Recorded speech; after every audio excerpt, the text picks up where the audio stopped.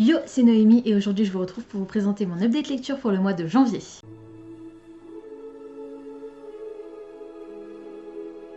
Sur les 9 titres que j'avais prévu de lire en janvier, j'en ai lu 8. Il me reste encore un roman que j'ai reporté sur ma pile à lire du mois de février. On est parti tout de suite avec les 8 titres que j'ai à vous présenter aujourd'hui, sachant que le premier, c'était une relecture. Il s'agit d'Un palais d'épines et de roses de Sarah J. Maas. Dans cette histoire, on va faire la connaissance de Farah, qui est une jeune fille qui vit avec son père et ses deux sœurs dans une très grande pauvreté dans un petit village à l'orée de la forêt. On est sur un récit de fantasy dans lequel il y a plusieurs années, les hommes et les fae se sont fait la guerre. Certains fae se sont alliés aux humains pour combattre d'autres fae, mais disons qu'il y a eu une grande guerre entre les fae et les humains. Et depuis la fin de cette guerre, il y a une paix relative qui s'est installée et les fae vivent à Prythian, de l'autre côté d'un mur qui sépare ce royaume du monde des humains. Fae va aller dans la forêt pour tuer un animal, pour chasser, tout simplement pour nourrir sa famille. Et au moment où elle va abattre la biche qu'elle a repérée, elle va être surprise par un loup gigantesque et elle va décider d'abattre le loup plutôt que la biche pour sauver sa vie, tout simplement. Et puis surtout parce qu'elle considère que le loup, la peau du loup pourra peut-être lui rapporter plus d'argent que la peau de la biche, et puis elle pourra toujours tuer la biche en plus après éventuellement. Malheureusement, le grand loup qu'elle a tué était un fae métamorphosé et un grand seigneur fae va venir réclamer la vie de Farah en échange de la vie de son ami qu'elle a tué. Voilà. On a donc notre héroïne qui va se retrouver embarquée à Prythian à la cour du printemps. On est, je pense que vous l'avez plus ou moins compris, là sur une réécriture de La Belle et la Bête. En tout cas dans ce premier tome, c'est plus le cas dans les tomes suivants, mais c'est le cas pour celui-ci. Je lui ai mis 19 sur 20 sur Livre Addict et 5 étoiles sur Goodreads. C'était génial. À ma première lecture l'année dernière, je crois, je lui avais mis 20 sur 20.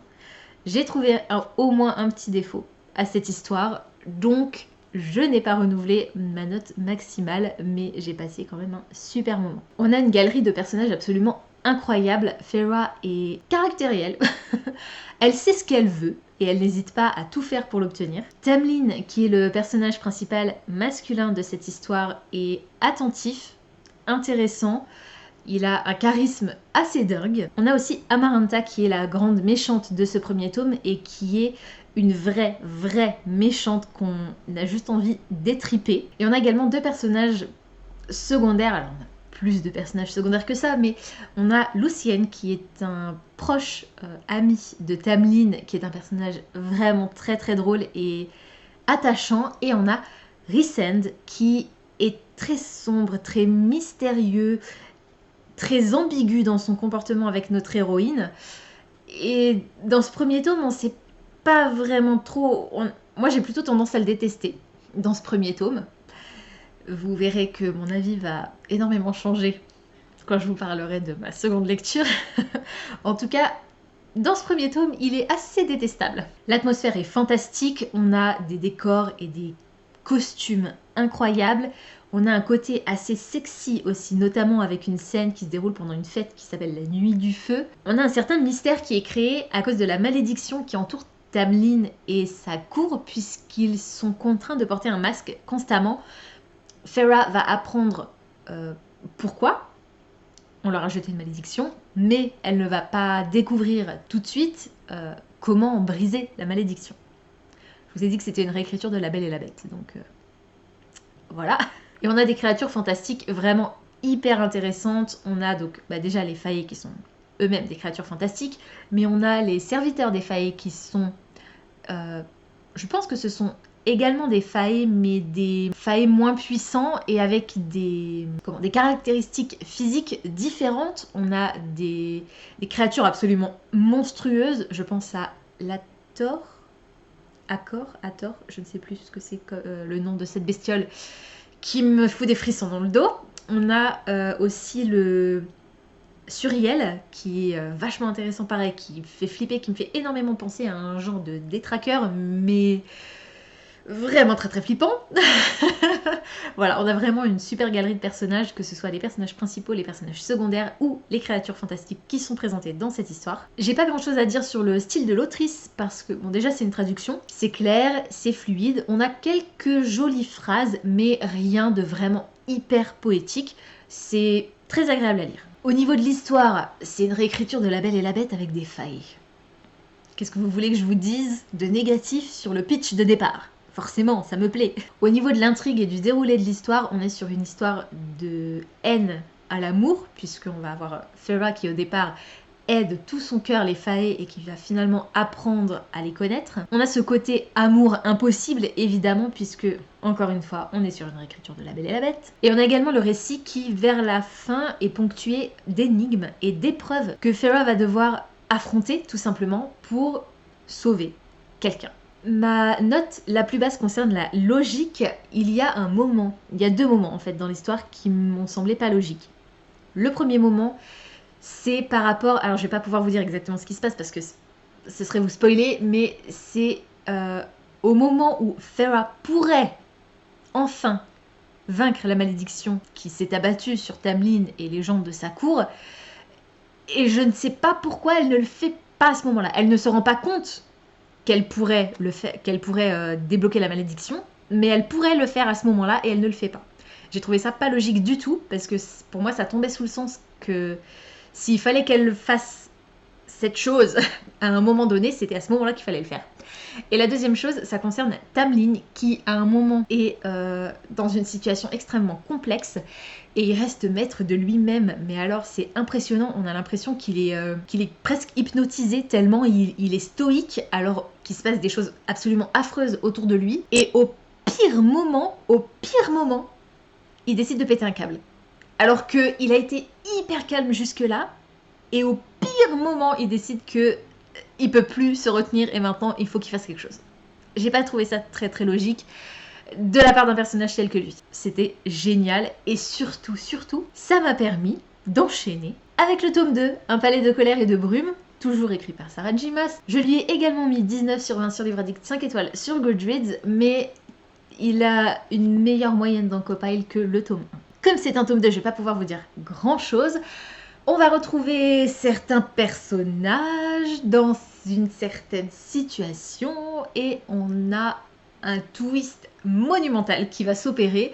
Et ce qu'on envisageait à la fin du premier tome n'a rien à voir avec ce que l'autrice décide de nous raconter dans ce tome 2 et c'est incroyable. Je vous ai dit que je détestais Rhysand dans le tome 1, c'est plus le cas. C'est plus le cas du tout à la lecture du tome 2. Je pense que c'est devenu mon personnage préféré. On a une galerie de nouveaux personnages qui interviennent puisque Feyre va se retrouver dans un lieu différent et du coup forcément d'autres personnages circulent dans ce lieu et gravitent autour notamment de Rhysand puisque si c'est mon nouveau personnage préféré c'est forcément qu'on va le voir un petit peu plus, donc voilà, on va passer un petit peu plus de temps avec lui dans ce tome 2. On a un tout nouveau décor, on a des scènes absolument incroyables. Je pense notamment à une scène qui se déroule à Terrasen, mon dieu, avec une histoire d'étoiles. Sans rentrer dans les détails, j'ai pas envie de vous spoiler, mais oh mon dieu, cette scène, c'était juste incroyable. C'était beau, c'était poétique, ça m'a foutu des frissons. On a une tension sexuelle entre les personnages qui est juste... oh purée. C'était trop bien. Le petit point négatif qui m'a dérangé, c'est que j'ai trouvé que l'autrice faisait une répétition concernant Rhysand. Je ne sais pas pourquoi, mais il a tendance à toujours épousseter une poussière invisible sur une de ses fringues. Et cette expression, il enlève une poussière invisible sur sa manche ou sur sa jambe, j'en sais rien, elle revient plusieurs fois dans le récit. Ça m'a marqué, donc c'est pour vous dire qu'elle revient vraiment plusieurs fois. C'est le seul point négatif que j'ai trouvé à ce tome 2. On a les causes du tome 1 qui ont des conséquences, forcément. Donc on découvre les conséquences de ce qui s'est déroulé dans le tome 1 dans ce tome, et je trouve ça normal, mais ça aurait pu partir totalement ailleurs, ce qui n'est pas le cas. Donc c'est vraiment chouette. Il y a une tension et un suspense grandissant parce que dans le tome 1, on apprend à un moment donné que Prythian et le monde des humains également n'est pas à l'abri d'un nouveau conflit. Et du coup, on a de plus en plus cette menace d'une nouvelle guerre qui commence à émerger. Et dans le tome 2, c'est de plus en plus puissant. Et on a également une remise en question des... Je vais pas pouvoir vous le dire. Je vais pas pouvoir vous le dire parce que je me suis fait spoiler je ne sais plus comment, en regardant je crois un post sur Pinterest, il me semble. Et j'étais assez dégoûtée. Donc je vais pas pouvoir vous dire exactement de quoi ça parle. Mais cet élément pour moi semblait tellement aberrant et improbable que j'ai été agréablement surprise, mais alors hyper agréablement surprise de découvrir la façon dont l'autrice avait traité ce sujet. Le revirement d'un personnage. On va retrouver d'anciens personnages qu'on avait croisés dans le tome 1, dans ce tome 2, dans une situation absolument abominable. En fait, l'autrice, depuis le départ, depuis la première ligne du tome 1, elle construit son récit et on a l'impression, c'est peut-être le cas, hein, parce que je sais que certains auteurs fonctionnent comme ça, elle sait déjà exactement où elle va et à quel moment elle veut nous donner quelle information. C'est vraiment chouette. Au niveau de la logique, j'ai adoré l'évolution des personnages, de leurs sentiments, ce qui se déroule à la toute fin du récit. J'avais tellement peur, oh mon dieu, limite je me rongeais les sangs tellement j'étais anxieuse de ces dernières pages quoi. C'était oh là là, je flippais mais vraiment très très fort et en fin de compte, mais c'était juste parfait. Je l'ai bouffé. Il fait combien de pages? Il fait 715 pages. J'ai fait une nuit blanche pour terminer ce roman. Enfin, j'ai fait une nuit blanche. J'ai dû dormir 1 heure. J'ai lu 400 pages d'un coup. Je voulais pas m'arrêter, je voulais absolument savoir ce qui se passait. C'était fantastique. Si jamais vous n'avez pas encore découvert cette série, faites-le. Et si jamais vous l'avez commencé, que vous avez lu le tome 1, mais que vous n'êtes pas vraiment convaincu et que vous n'aviez pas spécialement envie de lire la suite, tentez quand même le tome 2 parce que je vous assure que ça prend une tournure totalement différente de ça à quoi on pourrait s'attendre et c'est juste incroyable. Ensuite, j'ai utilisé mon crédit audio du mois de janvier pour lire Rendez-vous avec le mystère, le tome 3 des détectives du Yorkshire de Julia Chapman. Dans cette histoire, je vais vous parler rapidement du tome 1, on va faire la rencontre de Delilah qui a une agence de rencontre des Vallons, donc une agence de rencontre qui s'appelle l'agence de rencontre des Vallons, dans une petite ville du Yorkshire qui s'appelle Bruncliffe. Ça marche pas très bien, elle a quelques clients fidèles, mais bon, c'est pas non plus l'entreprise du siècle, quoi. Et à côté de ça, elle a également une entreprise de création de sites web. On a Samson qui va arriver, donc Samson, Samson, Delilah. Voilà, c'est pas très subtil, mais c'est rigolo. Donc on a Samson qui va débarquer à Bruncliffe après plusieurs années passées à Londres. C'est un enfant du village qui est parti suite à un événement assez grave et qui revient. On ne sait pas encore trop exactement pour quelle raison. On sait qu'il s'est passé quelque chose de grave dans son travail. Lui est policier, je crois, et il est agent spécial d'une brigade. Je ne sais plus quelle brigade, mais en gros il était sous couverture et ça s'est très mal terminé à son boulot. Du coup il revient à Bruncliffe pour faire un peu profil bas. Et il décide d'ouvrir l'agence de recherche des Vallons. Donc les deux agences ont les mêmes acronymes. Et il va décider de louer le cabinet qui se trouve au-dessus du bureau de Delilah. Donc c'est elle qui va lui louer son emplacement. Et ben ils vont commencer à devoir mener l'enquête un petit peu tous les deux. Parce que la première enquête, donc dans le tome 1, c'est une enquête de meurtre en série qui vise exclusivement les clients de Delilah. Dans le tome 2, on a les petits vieux de la maison de retraite de Bruncliffe qui commencent à crever les uns après les autres. Et dans ce tome 3, on n'a pas de meurtre dans cette histoire. Enfin, en tout cas, il semble qu'on n'ait pas de meurtre. On a plutôt une disparition. La recherche d'un objet qui a disparu. On ouvre le récit avec une vieille dame qui décède et son fils qui se rend chez le notaire pour clôturer la succession. Donc, il n'est pas attiré par la...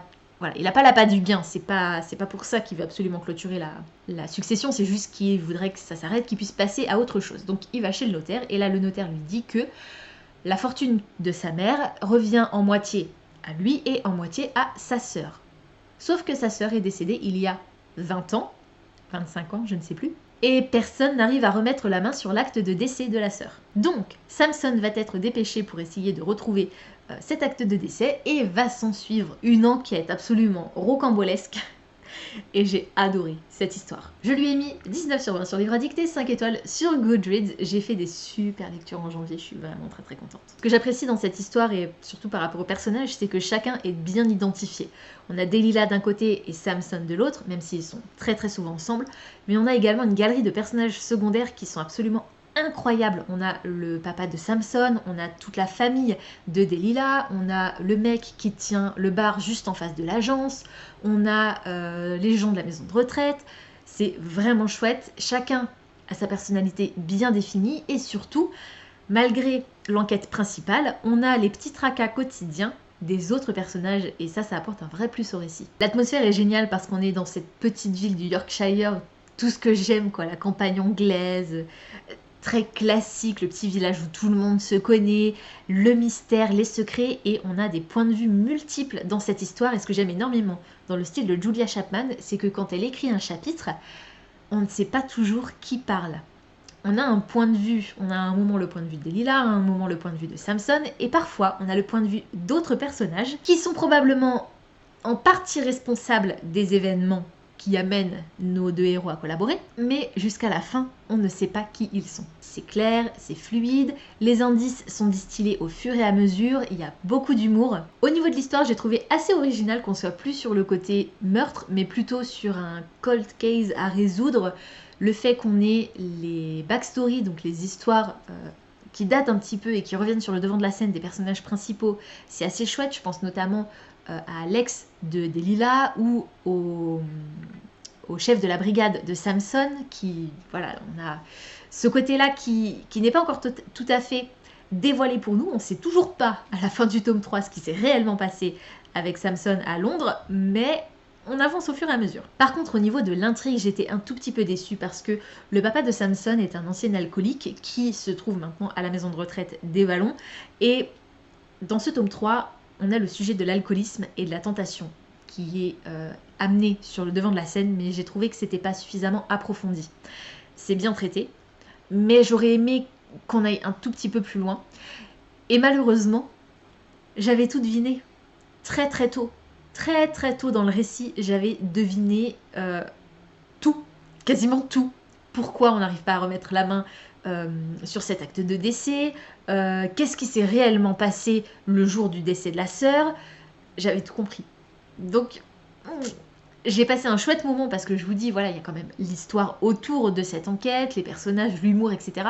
Mais c'est quand même un cozy mystery et je suis censée être surprise à la fin. Ça n'a pas été le cas. Au niveau de la logique, rien à redire, chaque élément s'imbrique dans un autre, et même si moi j'avais tout compris depuis quasiment le début, ça fait sens, et les personnages réussissent finalement à ouvrir les yeux et à se dire oh, mais bon sang, mais c'est bien sûr. Et là t'as juste envie de leur dire mais ça fait 300 pages que je te le dis. Mais c'était vachement chouette. Ensuite, j'ai lu La Source, le 3e et dernier tome de la série Kayla Marshall d'Estelle Wagner. C'est de la Bitlit Young Adult. Dans le premier tome, on va faire la connaissance de Kayla Marshall, qui est la petite fille d'un chef de clan de métamorphes, qui sont des métamorphes loups, parce qu'on a plusieurs types de métamorphes. Eux, ce sont des métamorphes loups. Elle est la petite fille de l'alpha et malheureusement, elle n'a pas encore muté, ce qui fait qu'elle est brimée quotidiennement et que son grand-père, pour sa sécurité, et on se demande aussi si c'est pas un petit peu parce qu'il a honte, la chasse du clan et elle se retrouve un petit peu égarée, seule, elle va être recueillie par une famille. Je vous passe les détails de ce qui se passe dans le premier tome, ici c'est le tome 3. On va faire la connaissance d'une galerie de personnages qui va aider Kayla à découvrir son identité parce que on a la question de la réincarnation qui est abordée dans cette histoire. C'était vraiment vraiment chouette. Le comportement de certains personnages dans ce tome 3 m'a un petit peu agacée. Alors je suis désolée, je peux pas rentrer plus que ça dans les détails au niveau de l'histoire, comme c'est le tome 3, c'est compliqué. Je peux vous donner mon sentiment général, mais ça va être difficile pour moi de vous en dire beaucoup plus. On a notamment un personnage principal, pas Kayla, mais un des personnages principaux, qui a un comportement à la fin de ce récit qui m'a paru pas normal, et deux personnages féminins que j'ai trouvé un petit peu agaçantes. Au fur et à mesure de cette trilogie, on perd de temps en temps des personnages qui sont des personnages importants. Et du coup, ça me brise le cœur à chaque fois. L'autrice n'y va pas de main morte. Kayla se lance dès le départ, sans le savoir, dans une quête qui va être semée d'embûches. On a une magie ancestrale hyper puissante. Et forcément, c'est la fin. Donc on a le côté émotion. On attend la bataille finale, mais on attend surtout l'après-bataille parce qu'on sait qu'après ça, ce sera fini. Et il y a vraiment cette émotion de la fin de l'histoire, en fait, qui est énormément présente tout au long de ce 3e tome. Comme pour les tomes précédents, le style, j'ai rien à dire. Et voilà, il est fluide, il est clair, il y a énormément d'humour, c'est vraiment fun. Et puis on a un petit bonus à la fin avec l'autrice qui interviewe ses propres personnages et j'ai trouvé ça vraiment hilarant. Au niveau de l'histoire, rien à dire non plus, c'est la suite logique de ce qui s'est passé dans les tomes 1 et 2. On a... je peux pas vraiment vous en parler sans vous spoiler, ça m'agace, hein. C'est vraiment compliqué de vous parler d'un tome 3, du dernier tome d'une série, donc... On a un événement qui se profile depuis le tome 2 et qu'on attend avec une grande impatience dans ce tome 3. Et malheureusement, au niveau du déroulé, de la façon dont ça se passe, j'ai été un peu déçue parce que j'ai eu l'impression de ne pas avoir complètement ce qu'on m'avait promis. J'ai beaucoup aimé la façon dont l'histoire se termine. Voilà, mon côté... mes goûts de lectrice font que j'ai beaucoup aimé la façon dont se termine cette histoire, mais je pense que j'aurais préféré que l'autrice tienne sa promesse de fin. Je peux pas vous dire quoi, mais voilà. Je pense que j'aurais préféré ça, même si j'aurais eu du mal à le supporter. Je pense que j'aurais préféré ça. Il y a énormément de mouvements dans ce tome 3. On se déplace quasiment d'un bout à l'autre de la France constamment. Le problème, c'est que du coup, l'autrice prend pas forcément le temps de s'attarder sur les détails géographiques, sur les décors, et je pense que ça aurait été un petit plus. Au niveau de la logique, il y a un point qui m'a dérangé, mais je vais pas pouvoir vous en parler parce que ce serait vous spoiler. Il y a un personnage qui réagit à quelque chose à un moment donné, j'ai pas trouvé sa réaction très logique. C'était presque parfait, c'était une lecture vraiment très rapide, mais voilà, comme je vous l'ai dit, cette fin... qui me satisfait, mais qui, je pense, aurait pu être encore plus génial, tout simplement. Après Kayla Marshall, j'ai commencé un bouquin et j'étais coincée dans ce bouquin dont je vous parlerai un petit peu plus tard. Du coup, comme je n'avançais pas dans mes lectures, j'ai décidé de télécharger 2 livres audio. Le premier, c'était « Je peux très bien me passer de toi » de Marie Vareille. C'est le tome 2 ou bien le tome 1 et l'autre, c'est un tome 0. Ça n'a pas vraiment d'importance, vous pouvez très bien lire ce tome-là sans avoir lu la nouvelle qui fait 30 pages, je crois, 70 pages, je sais plus, qui s'appelle Chloé, Constance et Jane Austen. Voilà, et donc dans cette histoire, on va rencontrer Chloé et Constance, pas Jane Austen, bien entendu. C'est du contemporain, c'est de la chiclite. Vous savez que Marie Vareille, c'est une autrice que j'aime énormément. Donc dans cette histoire, on va faire la rencontre de Chloé. Chloé est une jeune femme assez sûre d'elle, qui aime sortir, qui aime faire des rencontres, qui prend la vie comme elle vient, qui a des coups d'un soir, qui voilà, profite vraiment de la vie et qui se trouve très bien comme ça, si ce n'est que elle couche régulièrement avec son ex qui est sur le point de se marier. Elle s'est jamais vraiment remise de leur séparation. Et de l'autre côté, on a Constance qui, elle, est en no-sex zone depuis, je crois, 1 an et demi. Quelque chose comme ça. Ça la dérange pas du tout, elle est très fan de Jane Austen, donc tout ce qui est romantisme, voilà, elle attend le prince charmant, en gros. Il y en a ces 2 personnages que tout oppose qui vont devenir très proches grâce à un club de lecture dont on apprend l'existence dans la nouvelle qui précède ce roman. Dans cette histoire, elles se connaissent déjà, dans la nouvelle, elles se rencontrent. Voilà. Donc je suis contente d'avoir quand même lu la nouvelle, même si ça m'avait pas, je l'avais pas trouvée extraordinaire, notamment parce qu'elle était vraiment très courte et que j'avais pas spécialement eu le temps de m'attacher au personnage que j'avais trouvé assez agaçant. Et malheureusement, c'est un petit peu le cas aussi pour ce tome, pour ce roman-là. Je lui ai mis 15 sur 20 sur Livradix et 4 étoiles sur Goodreads. Comme je vous le disais, je trouve qu'on a des personnages qui sont assez antipathiques. On a l'ex de Chloé qui ne se comporte pas spécialement bien. Chloé, c'est pas mieux, mais je trouve que au-delà de son comportement assez, plus ou moins je m'en foutiste, je trouve qu'elle est surtout assez pathétique parce que elle continue sans arrêt à retomber dans les pattes de son ex et c'est elle, on s'en rend compte. Alors au début on se dit mais c'est pas possible, mais en fin de compte c'est elle qui provoque à chaque fois ces rencontres. Je dis pas que Guillaume, donc c'est le nom de son ex, je dis pas qu'il est tout blanc, hein, je veux dire s'il voulait pas coucher avec elle, il pourrait ne pas coucher avec elle.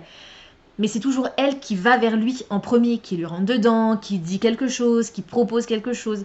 Lui, après, il dit oui, ok, mais si elle faisait pas le premier pas, peut-être que lui, il tenterait rien non plus. Donc, je dis pas que Guillaume est tout blanc, mais je trouve Chloé assez pathétique de ce point de vue-là, de vraiment à chaque fois essayer de retomber dans les bras de son ex et surtout de le faire lui retomber dans son lit alors qu'il va se marier. Et personnage très secondaire, mais j'ai trouvé que les parents des personnages principaux étaient juste mais affreux. La mère de Constance et le père de Chloé, abominable.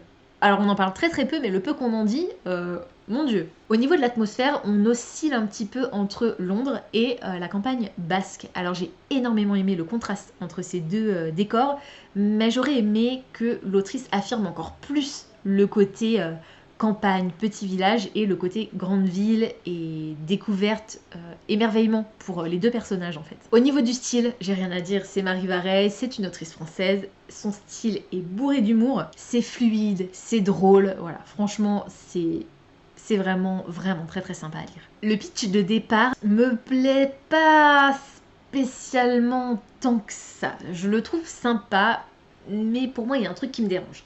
Je comprends l'idée de vouloir se mettre un coup de pied aux fesses parce que Chloé finalement peut-être qu'elle se sent pas si bien que ça dans sa vie, peut-être que Constance elle-même ne se sent pas non plus si bien que ça dans sa vie. Je trouve ça intéressant qu'elles décident l'une et l'autre de se mettre un auto presque coup de pied aux fesses et de se dire allez maintenant je change quelque chose dans ma vie, je fais en sorte que les choses changent. Sauf que plutôt que de modifier un élément de leur vie et de se rapprocher on va dire de la personne qu'elles aimeraient être, elles vont juste échanger leur style de vie.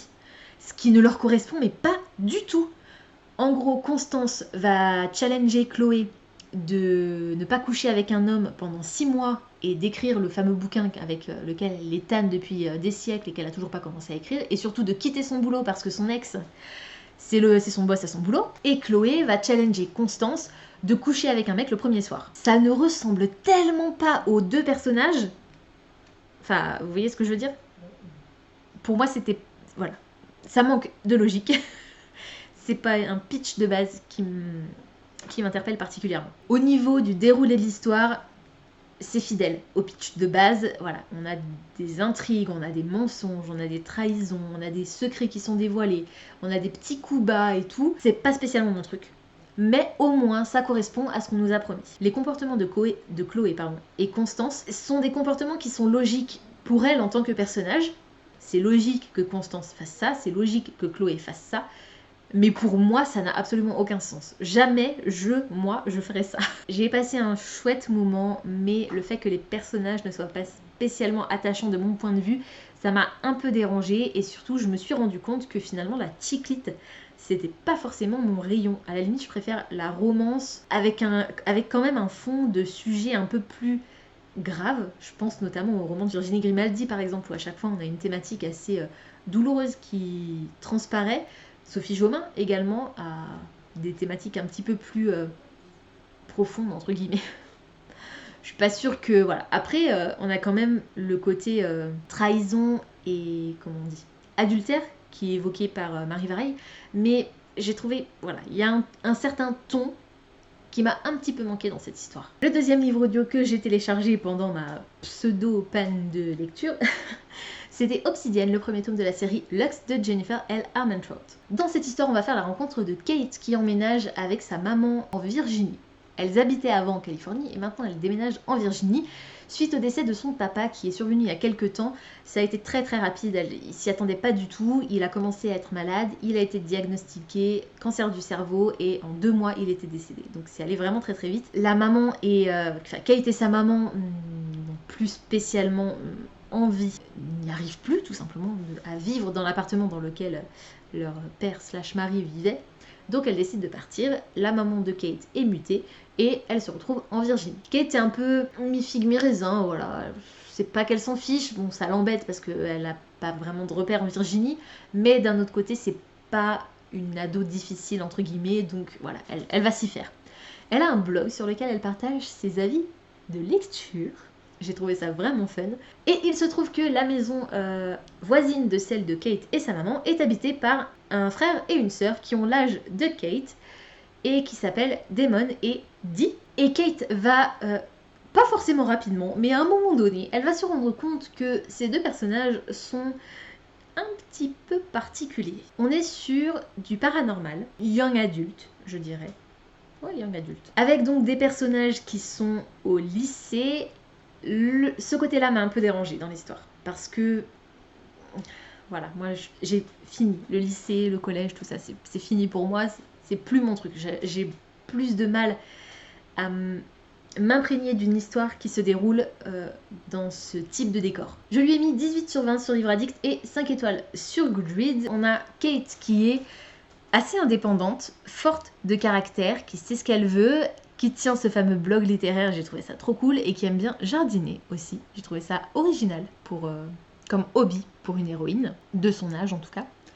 Et on a de l'autre côté donc Damon qui est assez mystérieux, sympa à découvrir, mais il a un côté assez chaud-froid qui est plutôt agaçant. Par contre, on a le mystère qui entoure l'identité de Damon et Dee, et ça c'est plutôt cool, mais concrètement, à part l'identité de ces personnages, parce que jusqu'à présent je n'avais jamais rien lu de tel, tout le reste, ça n'a rien d'original. Mais alors, rien du tout. Si vous avez lu Twilight, vous aurez l'impression de relire Twilight en lisant Lux. Au niveau du style de l'autrice, on a rien d'extraordinaire, on a un petit peu un côté sexy avec Damon, on a un peu de stress, un peu de tension qui s'installe au fur et à mesure que le récit se déroule, et on a pas mal d'humour. On va avoir cette fameuse romance impossible entre une jeune fille humaine et une créature fantastique.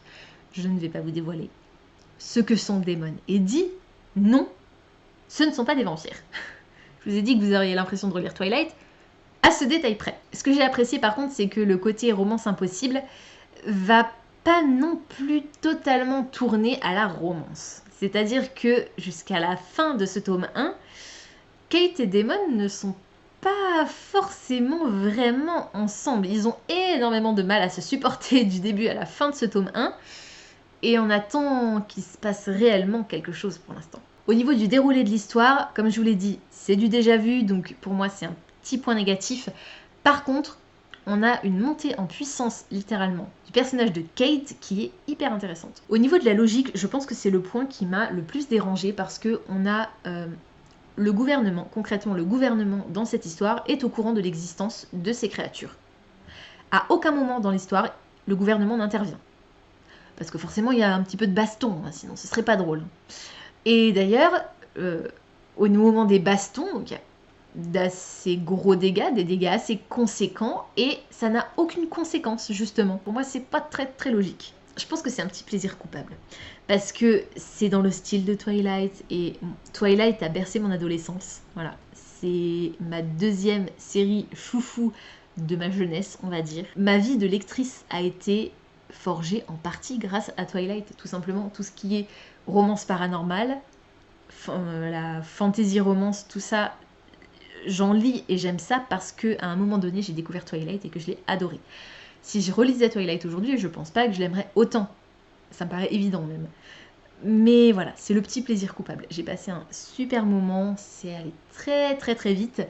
Et malgré tout, même si l'histoire n'a absolument rien d'original, les créatures fantastiques qui sont abordées dans cette histoire le sont pas mal. Je passe au roman qui m'a pris tellement de temps à lire, mais qui au final valait tellement le coup parce que c'est mon premier coup de cœur de l'année 2021. Je lui ai mis 20 sur 20 sur Livre Addict et 5 étoiles sur Goodreads. Je n'ai absolument aucun point négatif à relever sur ce bouquin. Il s'agit du premier tome de la série This Violent Delight de Chloé Gang. On est sur une réécriture de Roméo et Juliette en 1926 à Shanghai. On a d'un côté Juliette qui est la fille de la famille Tsai qui dirige le gang Scarlet qui est un gang chinois, et on a de l'autre Roma qui est le fils de la famille Montagoff qui dirige le gang des White Flowers qui est un gang russe. Il y a 4 ans, il y a eu un événement qui s'est déroulé entre ces deux gangs, et Roma et Juliette, qui à l'époque étaient ensemble,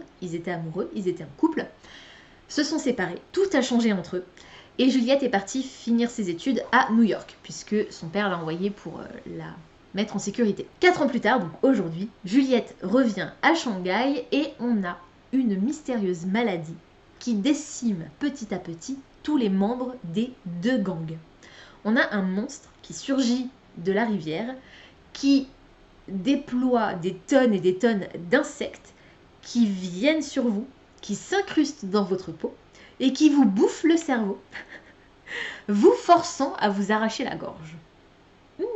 Miam miam. Roma et Juliette vont donc malheureusement devoir s'allier pour essayer de découvrir qui est à l'origine de ce fléau et surtout sauver la vie des membres de leur gang, de leur famille et peut-être même la ville tout entière. Les personnages sont fantastiques, Juliette est géniale, Roma l'est tout autant et on a une chouette diversité proposée par Chloé Gang puisqu'on a un personnage qui est transsexuel et on a un début de romance homosexuelle, mais c'est très léger, c'est juste abordé.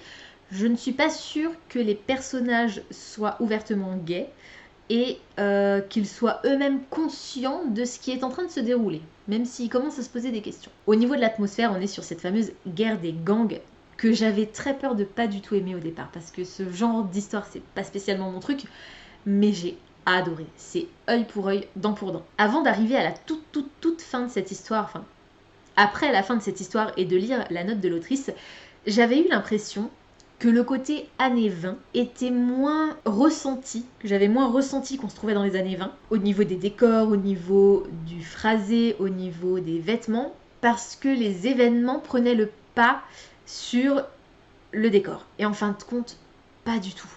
Pas du tout. C'est juste parfait.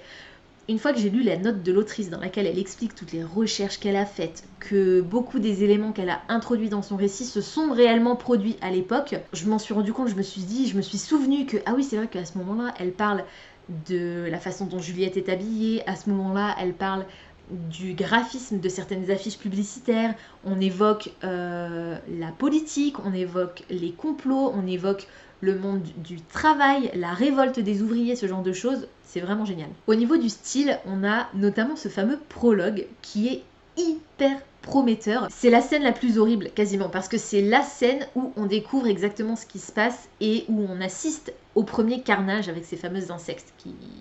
Vous avez compris. De manière totalement contradictoire, l'autrice utilise une tournure de phrase qui est hyper poétique dans ce prologue. Du coup, ça m'a énormément plu. En fait, le contraste entre ce qui se déroule et qui est absolument horrible et la façon dont l'autrice l'écrit qui est vraiment sublime. On a également un parler. L'autrice utilise un style qui est facilement compréhensible, mais avec des tournures de phrases qui sont légèrement plus complexes que l'anglais de base, on va dire, donc ça apporte aussi un petit peu de richesse à l'écriture, et surtout, on a certains passages en français dans l'histoire. Alors il y a un petit truc que j'ai pas relevé parce que j'ai tellement aimé que pour moi c'est pas vraiment un point négatif au final, mais on a certains passages en français, certaines expressions en français, et on a aussi parfois quelques mots en chinois ou en russe. Il n'y a pas du tout de glossaire. Il n'y a pas du tout de notes de bas de page qui expliquent ce que ces mots veulent dire. Concrètement, c'est pas hyper important et parfois c'est même expliqué un tout petit peu plus tard dans le récit. Donc moi les passages en français j'étais ravie parce que j'ai tout compris forcément et j'ai trouvé que c'était vraiment un vrai plus, j'ai trouvé ça vraiment original. Le pitch de base est génial, une réécriture de Roméo et Juliette dans les années 20 à Shanghai avec une menace qui va débarquer dans la ville et qui est plus grande que les deux gangs réunis, c'est fantastique. On a un développement des personnages qui est phénoménal. On débarque avec chacun des deux personnages principaux qui a ses a priori, qui pense que ce qui s'est déroulé il y a 4 ans s'est déroulé d'une certaine façon, alors qu'en fait, ça s'est pas vraiment passé comme ça, ou alors ça s'est passé comme ça, mais il y avait une bonne raison pour que ça se déroule de cette façon.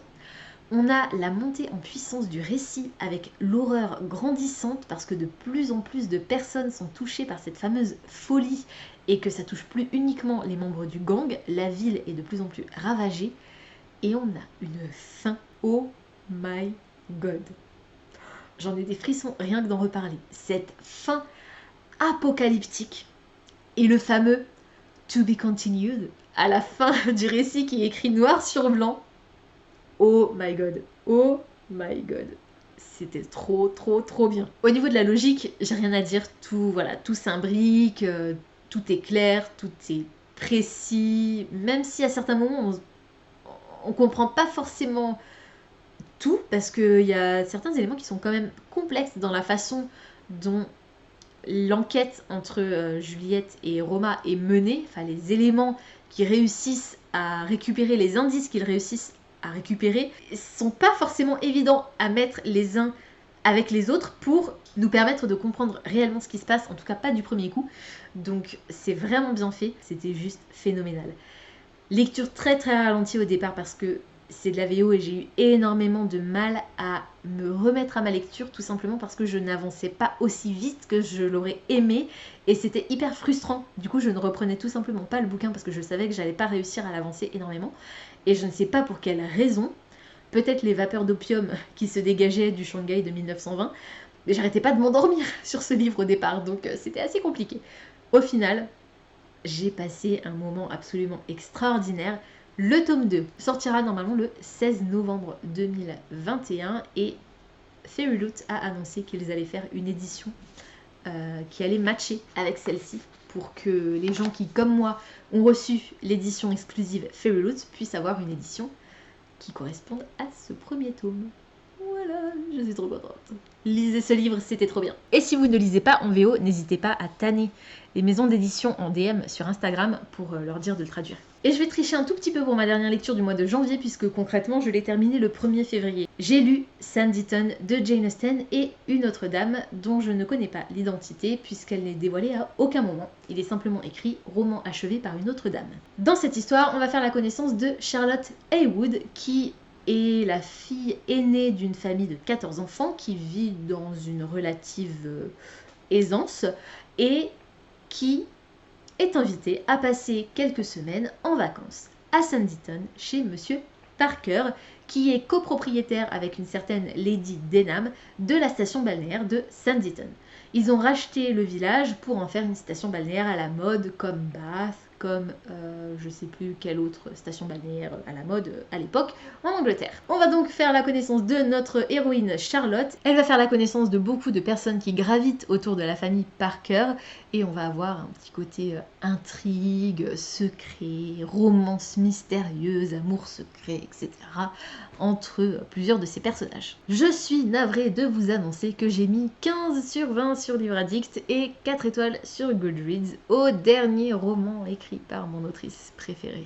Et je suis très déçue. Alors 15 sur 20 c'est pas non plus une mauvaise note, hein, au contraire c'est une bonne note. Mais pour un roman de Jane Austen qui est donc mon autrice préférée, je suis assez dégoûtée. En réalité Jane Austen n'a écrit que les 11 premiers chapitres de cette histoire. Et encore, elle n'a pas écrit le chapitre 11 en entier. Jane Austen a écrit à peu près ça de l'histoire. On a les personnages qui sont introduits, les décors qui sont introduits, mais l'autrice qui a décidé de terminer ce récit a créé de nouveaux personnages et a pris une direction dont on ne saura jamais si c'était la direction qu'aurait voulu prendre Jane Austen. Au niveau des personnages, j'ai trouvé que Charlotte, notre héroïne, était irréprochable. Par contre, son love interest, j'ai pas compris pourquoi l'autrice, je ne parle pas de Jane Austen, j'ai pas compris pourquoi l'autre autrice avait pris le parti de créer un love interest pour une héroïne de Jane Austen tel que lui. Il est faux, indiscret, indélicat et des défauts comme ça, trop sûr de lui, imbu de lui-même, non pas vraiment imbu de lui-même, mais c'est un peu un coq. Voilà. Et alors on a un deuxième personnage masculin dans cette histoire qui est juste mais hein? Quoi? C'était compliqué. On est sur une petite ville de la campagne anglaise avec la côte, les intrigues entre voisins, tout le monde qui se connaît, la façon dont les gens parlent, la façon dont ils s'habillent, la façon dont les journées se déroulent.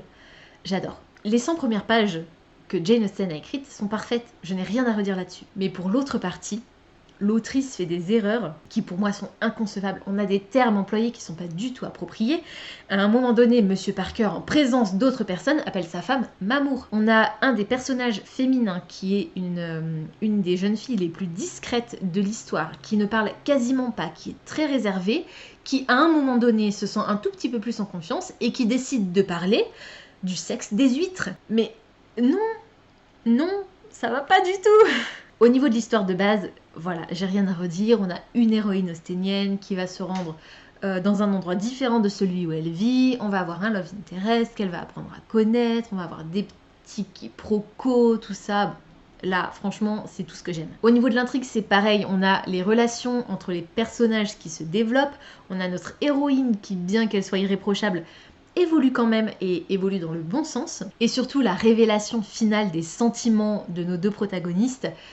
C'est un roman de Jane Austen, j'espère que je vous spoil pas en vous disant qu'il y a une romance et qu'à la fin ils vont se dire qu'ils s'aiment. Parce que sinon, c'est que vous n'avez jamais lu de Jane Austen, alors j'en suis désolée, mais faites-le. Voilà. Et commencez par Orgueil et Préjugés, s'il vous plaît. Par contre, au niveau de la logique, je reviens toujours à ce que je disais par rapport au style de l'autre autrice, c'est que les comportements des personnages ne sont pas du tout appropriés à ce qu'ils sont à l'époque où ils vivent. Ça n'a rien du tout à voir avec les comportements qu'ils sont censés observer. Et franchement, ça m'a énormément dérangée. Malgré tout, j'ai quand même ce sentiment de réconfort qui est présent parce qu'on est dans cette histoire qui, comme je vous l'ai dit, je n'ai rien à redire sur l'histoire en elle-même. C'est vraiment un problème de style d'écriture de l'autre autrice et de la construction des personnages qu'elle a créés qui m'a gênée. Ça m'a quand même pas mal dérangée dans ma lecture et, comme dit, ça m'a déçue malheureusement. C'était le dernier livre qui me restait à lire de Jane Austen et je crois que j'aurais préféré m'arrêter à la dernière phrase écrite par Jane Austen pour, qui sait, peut-être envisager moi-même et imaginer la suite et fin de cette aventure. En tout cas, voilà. Je finis cette update lecture sur une note pas forcément très réjouissante, mais bon, comme dit, 15 c'est pas non plus une mauvaise note. Voilà, c'est tout pour aujourd'hui, j'espère que cette vidéo vous aura plu. Comme d'habitude, n'hésitez pas à me dire dans les commentaires si certains des titres que je vous ai présentés aujourd'hui vous intéressent, si vous les avez déjà lus et surtout ce que vous en avez pensé. N'hésitez pas également à me dire quelles ont été vos lectures du mois de janvier, quelle a été votre lecture préférée, est-ce que vous avez eu un coup de cœur déjà en ce début d'année. Pensez à vous abonner à la chaîne, à liker et à partager cette vidéo, ça me fera toujours plaisir. Pensez également à activer la petite cloche des notifications qui vous permettra de savoir quand je poste du nouveau contenu. En attendant de vous retrouver, je vous souhaite d'excellentes lectures et je vous dis à très bientôt dans une prochaine vidéo. Ciao!